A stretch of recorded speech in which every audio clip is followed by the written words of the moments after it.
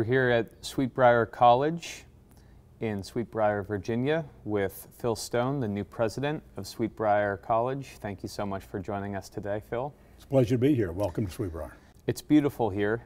It's also in the middle of nowhere. Previous administrations struggled to persuade students to come here to the extent that they felt that the college had become unsustainable and moved to close it. You've essentially doubled down on the vision of Briar as a rural, beautiful, bucolic women's college. What makes you think that you will succeed where others have failed as far as getting students excited about coming here? Well, I'm reminded of the fact that the Garden of Eden was a pastoral and rural setting, so we're not afraid of being in a rural pastoral setting. Mm-hmm. We think it has to be an asset. This beautiful campus of over 3,000 acres needs to be seen as an asset. If we are trying to compete with the urban sites and urban activities, that's pretty hard. But what we do is turn this into something that is particularly attractive.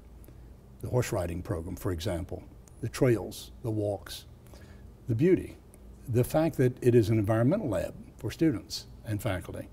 There are lots of things about this campus that are very attractive, so that we don't see it as a negative that we're remote from large cities. We're satisfied we're going to do well here. Not only do we have a good setting for the people who are here, we think we have a campus that sells to an increased pool of students. So we don't plan to restrict ourselves to the traditional pool of women interested in women's education. And we're going to attract interest, we think, partly because we are in the setting we are. Security, for example, is a big deal to families, both in this country and in other countries. It's pretty nice to be able to say you have over 3,000 acres in a very secure environment. Now, when you say that you are looking to appeal to new groups of students, not just women who are interested in women's education, what do you mean by that? We've not been as effective as we should have been recruiting international students. The market is global. There are students in China, Nigeria, India, Saudi Arabia, the Emirates, various places of the world, with families able to pay for an American education, who want an American education, but who want their daughters in a protected environment. One of the sad things about our own society is that we are perceived to be, and probably are, fairly violent in some of our areas in terms of just physical safety. Briar is really a safe place. So if families are thinking about their daughters coming to the United States, many of them are going to be reassured having them attend a school on such a beautiful and safe campus. So we want to go with international students. The other is, as you have seen from the tremendous attention we've received from all over the United States in this issue of closing and reopening, mm-hmm. This college has some cachet. It has a reputation. We want to make sure this story of our rescue sells. And a lot of students, I think, are going to be interested in women's education because they've now heard of women graduates, the alumni, stepping up and saving their college. Most people react the way I think I do. I can't imagine another college seeing that happen.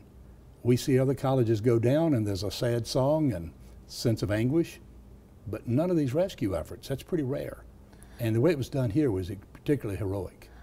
Are you actually formulating a proactive campaign to promote the story of the last 6 months at Briar? Absolutely. We see that as a tremendous testimony to women's education. We ask ourselves rhetorically, and then we're going to try to provide an answer for our prospective students. What was different about Briar that produced this kind of passion, this kind of energy on the part of our alumni, some of whom have been out for 30, 40, 50 years, and yet they had that special bonding with each other and with the school.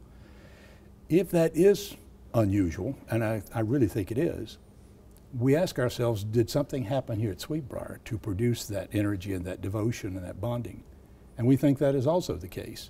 So we want to be able to say to people, this is a testimony to women's education, that women blossomed and flourished in a way here as leaders, as people who take responsibility, as people who take the initiative to get things done in a way that is almost unmatched in other schools. You talked a minute ago about security and the idea of essentially selling the idea of a safe college campus in America. A lot of private liberal arts colleges are very safe as far as the way that they insulate themselves from the outside world. However, an issue that has come up a lot over the past year or two has been the issue of sexual assault. Do you think that the attention that's been paid to sexual assault and the threat to women on some campuses over the past several years makes a women's college potentially a more attractive or safe-seeming option? I really do. I think that so many of the assault incidents occur in the coeducational environment. And sadly, the culture in higher education for a long time, not just in recent years, has been this kind of rite of passage of intoxication, partying, and perhaps pairing off with someone you barely know and just thinking of it as party time.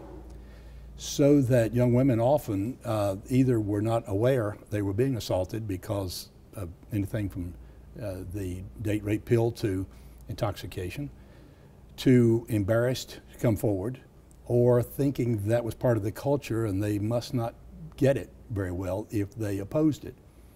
I think now the women are much more mature and are going to take care of themselves in a better way, and I think they're saying even if they're partying, they're entitled to be left alone and to be treated with dignity and respect, and they're to make their own decisions about sexual activity. In a women's college, they're focused on other things during the week.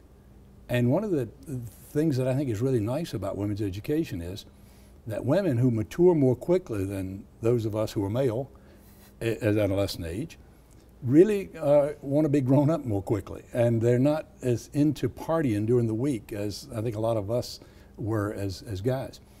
And so they're glad to party on the weekend, but they usually are able to restrict that in a way that makes them more disciplined, I think, about the culture they're stepping into when they leave a more mature, disciplined environment to one that's really a party environment when they're visiting guys or having dates. I think it's safer here.